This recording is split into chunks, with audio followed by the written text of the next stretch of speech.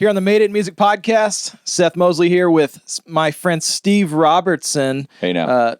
A&R at Atlantic Records, worked with acts like Shinedown, Paramore, and A Day to Remember, as well as many more than that, which we'll get into. Thank you so much for being with us on the podcast. Absolutely. I'm very stoked to be here. And I have to say I'm intimidated interviewing you because you have such a better voice for this than I do. That's right, Seth. Is that an acquired thing, like No. something you've worked on your whole life? It just comes out that way. I was in radio before my job in A&R, and I'm from the Midwest, and I went to school for radio. And lucky for me, when you go to broadcasting school, they teach you the first thing they teach you is how to have a Midwest accent. Because doing voiceover and being a DJ that moves around the country, they try to give you a middle of the road or middle America or Midwest accent.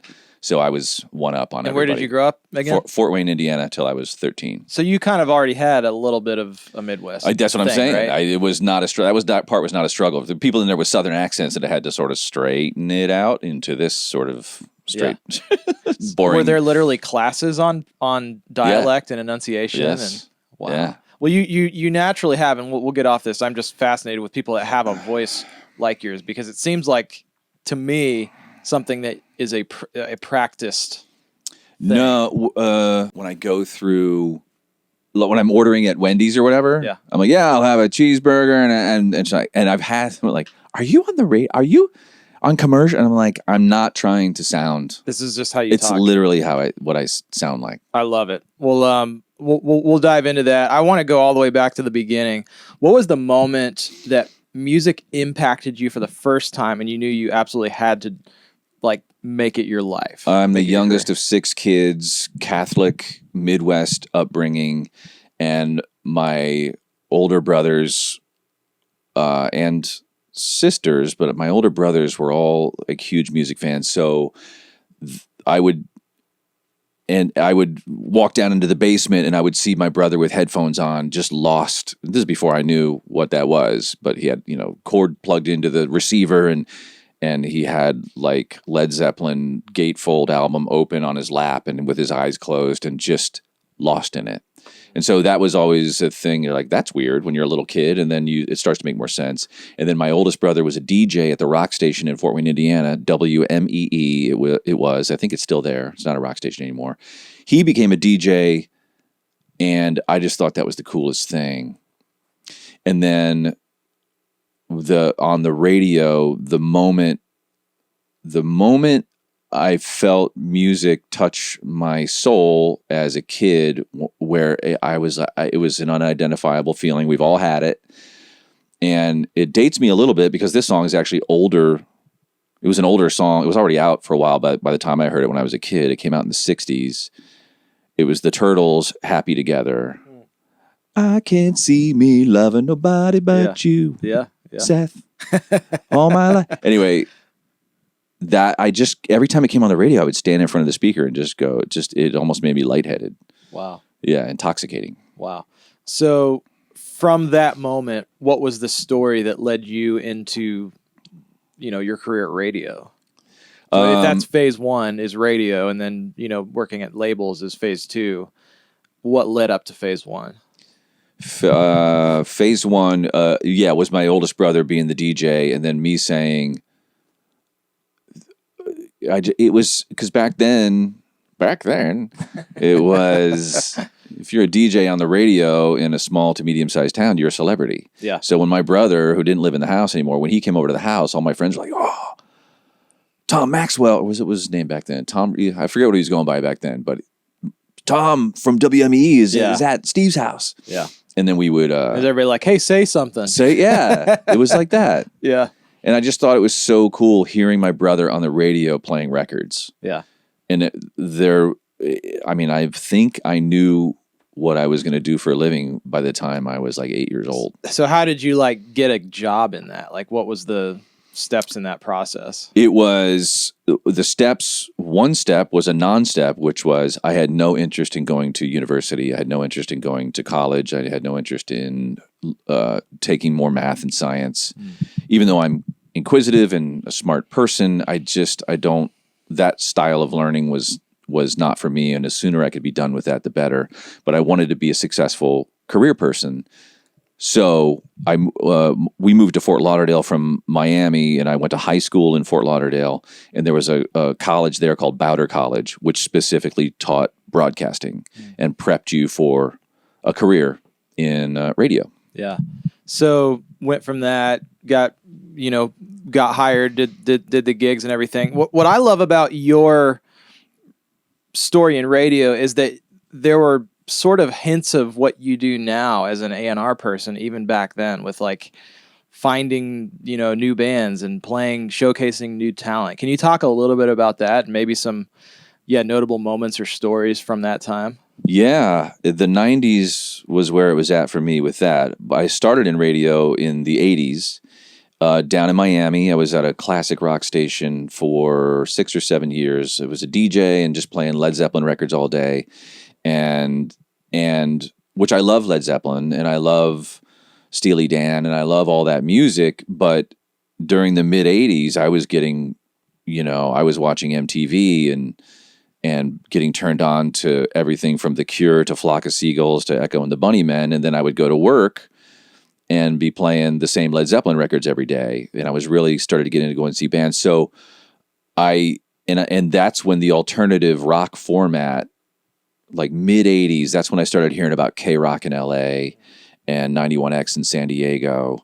And I actually went on a surf trip to California with my buddy, and I heard K-Rock for the first time. And again, this is pre-internet. Yeah. So the music you had, the way you were exposed to new music was a DJ on the radio. And when I heard K-Rock playing the Smiths or Morris, like that, I'm from the East Coast of Florida specifically. Nobody's doing that. Yeah. And here I am in the huge Los Angeles market listening to music that was just blowing my mind that I'd only heard about or a little bit of. And so that lit the fire. I was like, I want to program an alternative rock station. I just knew that's what I wanted to do. Long story short, I went to the program director, Neil Mursky, great program director, legendary program director, who was programming Zeta 4 in Miami at the time, which was the classic rock station where I was working. I said, I want to be a program director. And he said, it's funny you would say that. We just bought a new station in Orlando, Florida, and we're going to make it a new kind of rock station. He didn't say alternative rock. He said a new kind of rock station.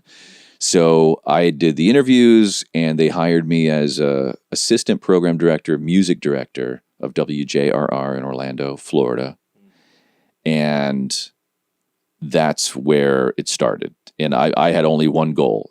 They had no interest in making it an alternative rock station because to them that meant no ratings. Yeah. And also they thought that meant it was like a college rock station that was just played eclectic music that nobody cared about. But I already had, this is 1991, 92 when we started talking about this. I already had Nirvana Bleach and I already had Smashing Pumpkins Gish and Live's first album. And I just instinctively felt through being a fan, this groundswell of alternative music that I felt could break through. And so my whole goal was to be a DJ and be a program director at a station like that. Yeah. So even establishing that from the first place, I mean, that's sort of an act of A&R, right? You're seeing this talent that's out there, this amazing music that's being made, and you're like, why are we not showcasing this? That's a very good point.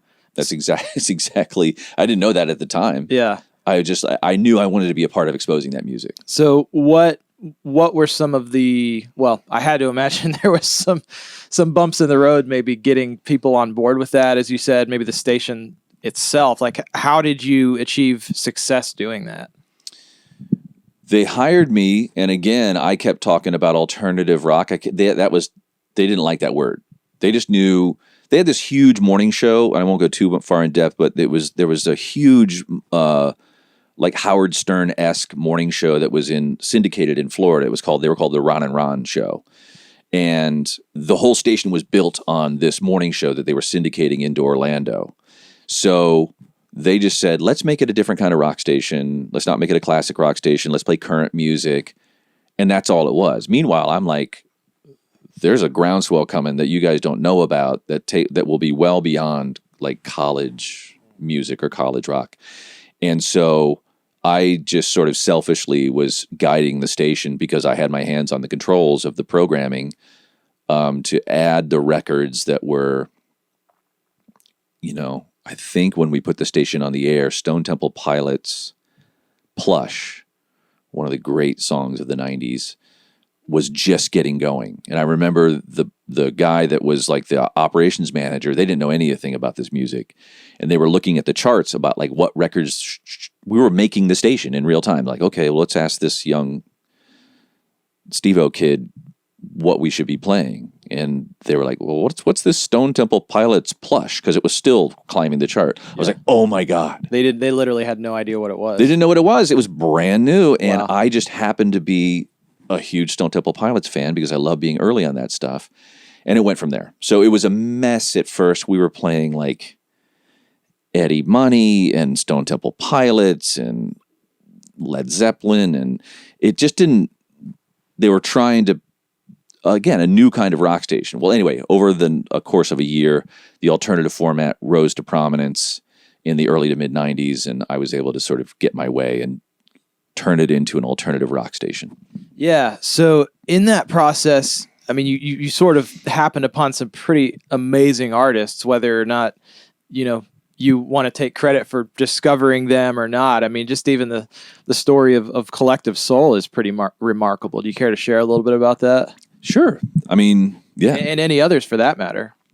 So when you're the program director of a rock station or of any radio station, and you're the music director, it's your job to obviously, and newsflash, DJs don't pick the music, and it's still disappointing to people, but they don't, or they rarely do, pick their own records. Yeah.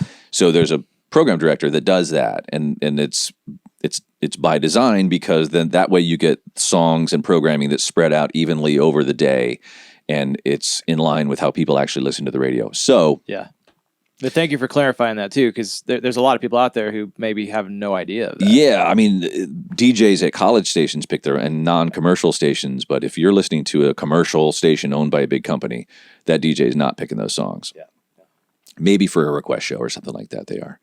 So that was my job. It not only was my job to program the music through a computer program, but it was also to add the latest current records that you thought would be hits and would also add to the sound of your station and make it exciting. So that was the best part that was the best. We'd have music meetings every Monday and listen to all the latest, and radio promotion or promotion people from the labels would come through, play their records, try to get you to add them. And that part of the job was fun, but we were also getting unsigned bands were sending their stuff to the station, and I was trying to listen to all that as well. And one day, and again, this is in the 90s, so we weren't getting links to SoundCloud, or MP3s, we were getting CDs. I'd stacks of CDs all over my desk, and I don't know why, but there was a CD sitting there, and it said Collective Soul. It had terrible artwork on it. And I was like, that is so ugly. I want to find out what that sounds like. So I put the CD in, and it was their full album. And I went through it, and I heard that famous riff from the song called Shine. I was like, that just sounds right for the music that we're playing. And then I asked the DJ, our afternoon guy, I was like, hey, man, can you just fit this in and see what happens?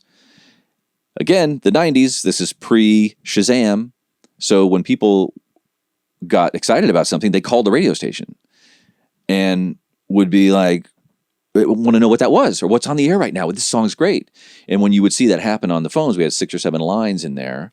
When you would see that happen, you knew that you had something. And that's what happened with Collective Soul Shine.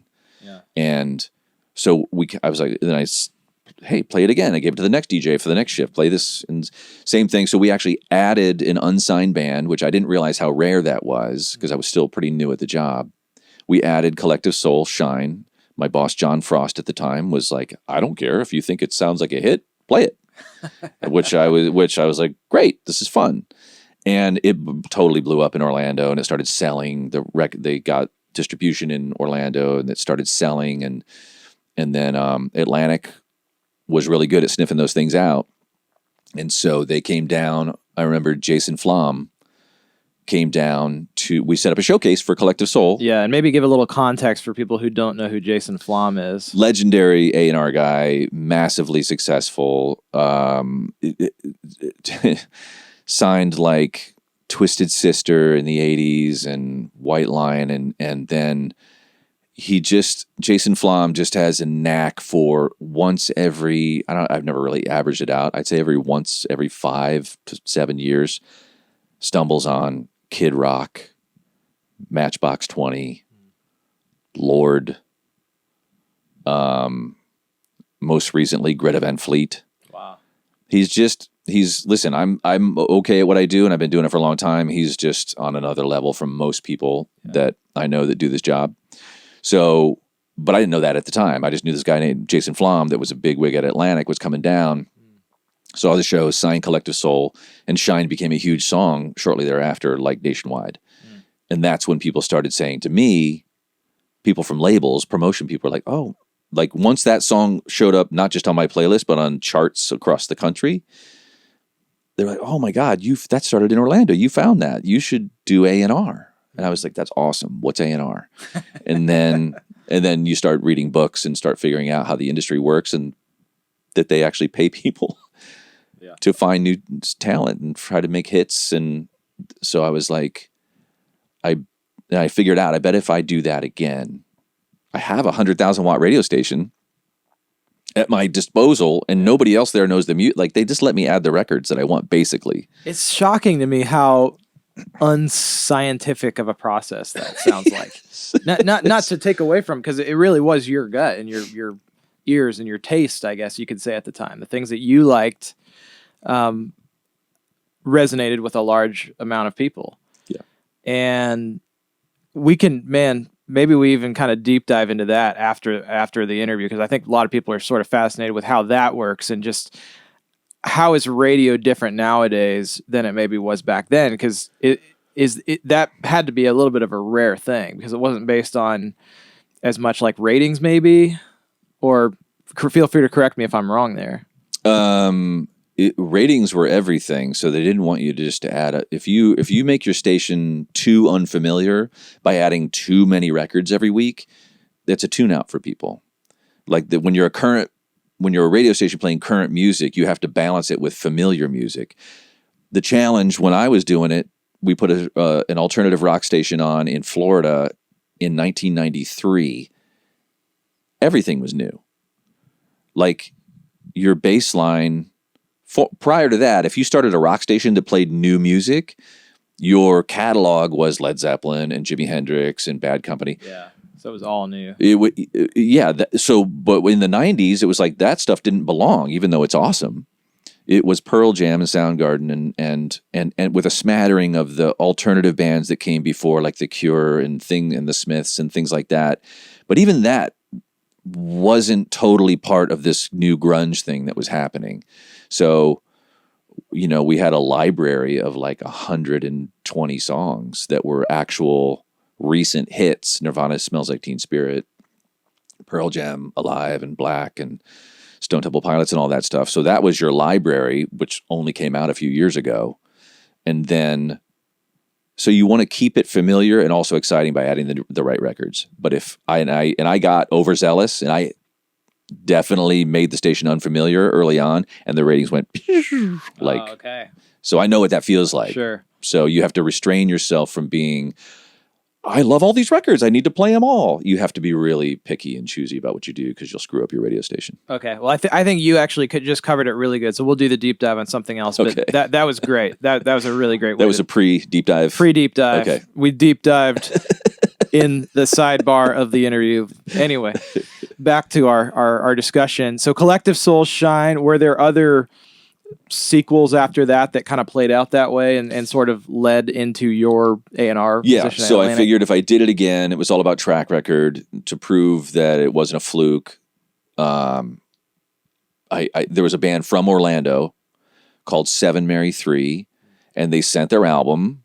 It was almost the identical story to Collective Soul. I listened to the album and I heard a song called Cumbersome, and I was like, that sounds like a hit. Great song. Yeah. and let's play that. And the recording of it back then was not a great recording, but the song itself, people reacted to. The same thing happened. Atlantic came down, saw 7 Mary 3, signed him. A guy named Jay Ferris, who was running Mammoth Records at the time, which Atlantic had purchased. Anyway, they came down, signed 7 Mary 3. Cumbersome became a #1 song. They sold 1 million records. And then that was sort of my track record, if you will. Sure. And at the time, I was also playing a band called Tabitha's Secret that another DJ at another station had turned me on to. This guy named Surfer Dave that was a DJ at he had an alternative show on Sunday nights on the pop station, because alternative rock was this new thing that even the top 40 station had their own show like dedicated to playing new alternative rock. It was on Sunday nights. A lot of people didn't hear it, but it was there. And this guy, Surfer Dave, that was the DJ that did that show, I met him out one time, and he was like, "Man, have you heard Tabitha's Secret?" And then I heard that, and I was like, "Oh my God, that could be." And so I started playing this song called 3 a.m. They became Matchbox 20. Yeah. And so I don't take credit for the success of any of those bands, but I'm in there somewhere helping out. Yeah, that's certainly a big, if they would have a book with chapters, that has to certainly have a chapter there. There's a chapter there. And that's amazing. So again, that common thread of you sort of having been an A&R person, enjoying being on the front end of something that the masses had not yet discovered. And Atlantic obviously saw an immense amount of value in that, is amazing. And that expands into the fact of where we're at now. And we'll kind of, let's call phase 2 getting hired at Atlantic. And let's say phase 3 is you establishing the presence in Nashville and being on the front end of growing a genre of music, pop and rock in Nashville, that largely was in a music city that was country and singer-songwriter and Americana. So I can see there's a common thread throughout your entire story. So let's unpack the second chapter of how did you get hired? When did you get hired? What were some of the things that happened when you got hired at Atlantic? I got hired in 97 or 98 by Atlantic. They flew me to New York first class, which I had never flown first class before. I'd barely ever flown before. I was like, "Oh, this is big great." Deal. Yeah, it was like a big deal. Yeah. And then did the interview. And the interesting part about this is the guy that was running Atlantic at the time, a guy named Valazzoli, was like, "Well, Steve, man, we want you to work here. What do you want to do?" And in the back of my mind, I was like thinking, I really don't want to move to New York, even though I totally would. Like, this is my dream job. I'll move wherever you want me to go. But I just, for some reason, blurted out, "I don't know, man, I could stay in Florida and just find bands." And he was like, "Great. All right, great." I was like, "Really?" That was the whole conversation. That was it. It was like, "So I'll just work out of my house and listen to music and travel around and find bands and hope." And then he's like, "Yeah, I just want you to sign bands." He goes, "You clearly got this thing. You got something." Wow. And there was no training. There was no anything. It was like, go sign bands. And come back when you have something. Yeah. Come back when you have something. So, and I already had a band that I wanted to sign, and just briefly, because this is part of the story. Yeah. I had a band that I was going to start playing on my radio station, but I got the job at Atlantic, and they had a song called "Live Through This." They were called Mighty Joe Plum, and they were from Tampa, Florida. And but I got the job before I could start playing it on the radio. And I took it to the guy that was running A&R at the time. He's like, "I like the song. I like the band. They've got nothing going on. They need to have something going on." So that's when I kind of became the manager of the band. And I knew all the radio programmers in Florida. And I was like, "I'll make a radio story with this, because I think this song is a hit." So I got this song, "Live Through This" by Mighty Joe Plum, added to, I don't know, all the rock stations in Florida, which I was even proud of that. But it started reacting, and the same kind of thing started to happen. And then we ended up signing the band because of that story. And then it didn't really happen. Sure. That taught me, because you start to go, well, geez, if I like it, then that means millions of people will like it. Right. And exactly. but there's also different ways to screw that up. And you start learning that it's not quite so snap your fingers easy, especially when you don't have the benefit of controlling a 100,000 watt radio station. Yeah. Well, and it's a different skill too, because you were curating songs before. I mean, you're obviously curating artists, but Very good point. People were connecting with the song. It wasn't that if they loved a song didn't mean they would love this person. Right. So I feel like that's a huge element of A&R is like you're going out and hanging out with these people just as much as listening to their music, right? Like, yes, that's part of it. And I found out once you leave a radio station and go onto the label side, you no longer have the benefit, like the records that I would get from unsigned bands at the radio station had been produced, obviously, and somebody else had done that work. Yeah. Then I realized, well, if I'm going to find artists before other people find them, I need to identify artists maybe before they have that song. Yeah, yeah. And that's what, to your point, what I think what you're getting at, and it's a good point to make, because that was one of the big learning curves. I was like, oh, okay, I don't have 100,000. I can't just tell my DJ, go play this, see what happens. Sure. I'm like, I still had radio friends that would help me out with things like that, but it wasn't the same. And it was a lot more, I think this is a hit, mate. Sure. And convincing your employer to spend hundreds of thousands of dollars to see if it's a hit, it was a different story. The risk is significantly higher. You can't just try it, and if it doesn't work. True. Yeah. So, well, especially back then too, I'm sure the cost of making records was astronomically higher. 100%. So can you talk about the process of when you got put in that position? Okay, well, I got to go find some bands. What did you do? Like, where did you start with that? One of the other learning curves that I had, I thought, well, hey, I'm a big wig A&R guy for Atlantic Records now, and I'm just going to, whisper out the window that I'm here, and the bands will come flocking, and I'll just be a magnet because all bands want to be signed by a major label. These are all naive things that were in my head. And then I realized that you've got to get out there and you've got to really work it and become known. And yes, tons of, on my initial hiring, there was lots of like, there's an A&R guy in Orlando. Like that word did spread, but you had to really work to spread that story. That meant going to conferences and showing up and going out at night and making sure you're meeting club owners and bookers and all these different people that touch bands as they come through town and book bands. So it was a lot more work than I initially thought. Yeah. Because again, I was a program director at a radio station, and the records would just show up because it was such a powerful medium. Yeah. That I didn't have to go find them. It was a magnet. It was a magnet. They came. Yeah. And so a major label is a magnet, but if you're an outlier A&R guy in a remote office down in Orlando, Florida, you still have to carry a big bright torch and make sure that you don't miss anything. Yeah.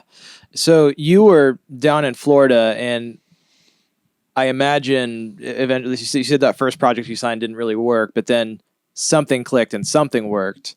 What was the project where you signed and the record came out? And I have to hold that question because it's directly related to what you just said, and then we'll get the Mighty Joe Plum, which is the record that didn't work, and it's true the album didn't sell. That song. The song ended up being a top 5 rock song. Sure. It just didn't sell. Like radio played it, and it didn't sell like the other stuff did.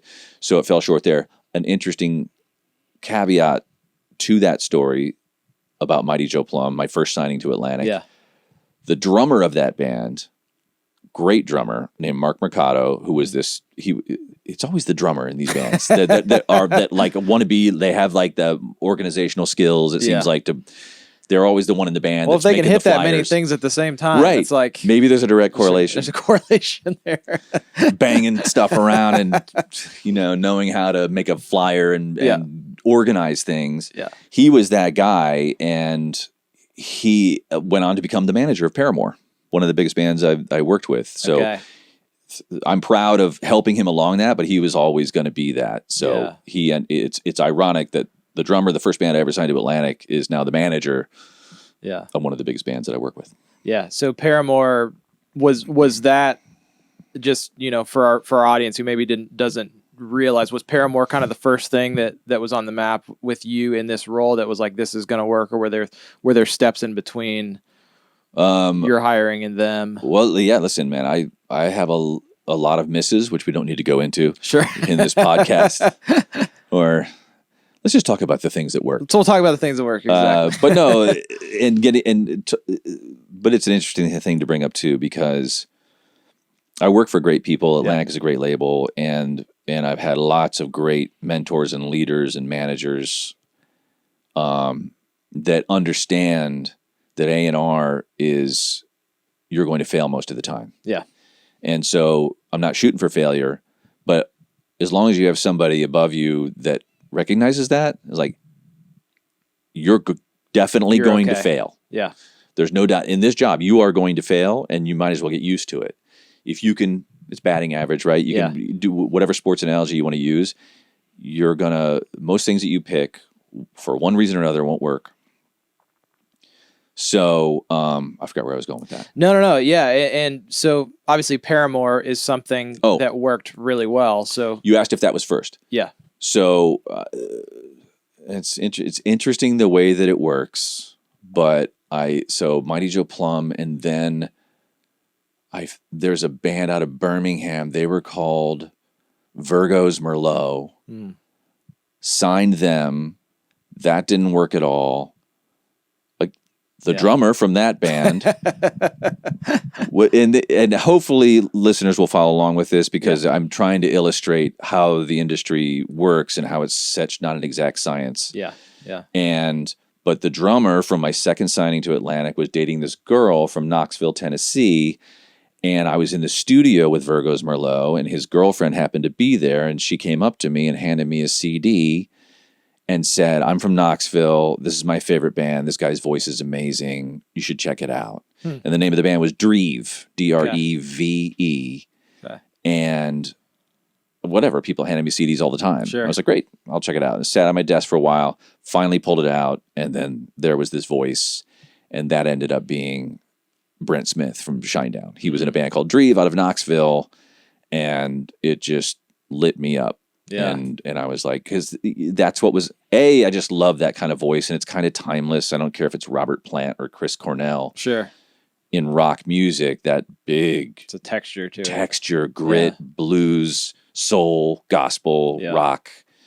That's just something that worked and something that spoke to me. And this band, Dreve, had a singer in it he was like 22 years old. And anyway... we could do a whole separate podcast on Shinedown and how that happened. So I don't want to spend all this time on one thing, but it ended up, I went to Knoxville, and with